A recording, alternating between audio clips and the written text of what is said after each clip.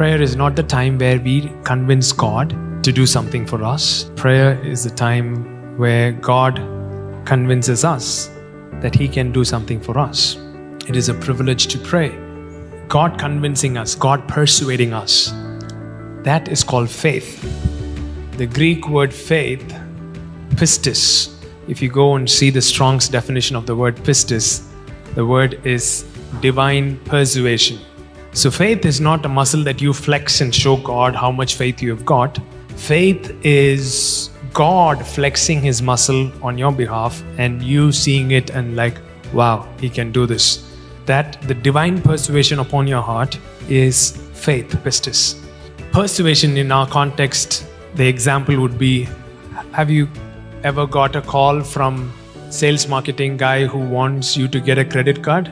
So if you allow him to speak, he is trying to persuade you.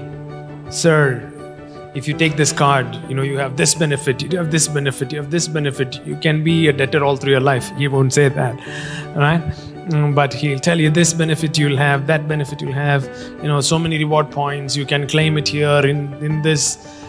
So he keeps speaking, and in 20 minutes, if you're signing the form, that means persuasion has reached its fullness.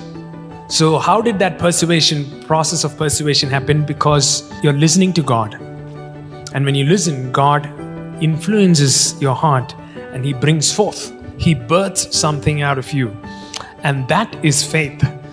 Divine faith is not something you muster up and you show God that you believe. But honestly, think about it. God gets down to the level of Abraham, says, bring a ram, bring this, cut this thing, do this sacrifice. It's the language of Abraham that God speaks. It is a process of God persuading Abraham to make him believe that he can do this for you. We don't even give time for God to persuade us. As much as He is good in persuading, it's important that you don't cut the call.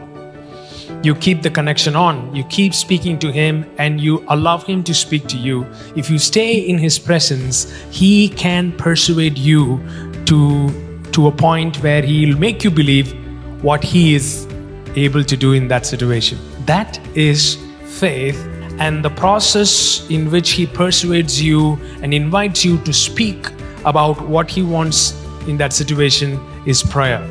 So prayer is not a divine obligation, but a divine invitation for you to co-labor with Him. Look at somebody and say, it is not divine obligation, but a divine invitation for you to co-labor with God to bring His purposes on earth.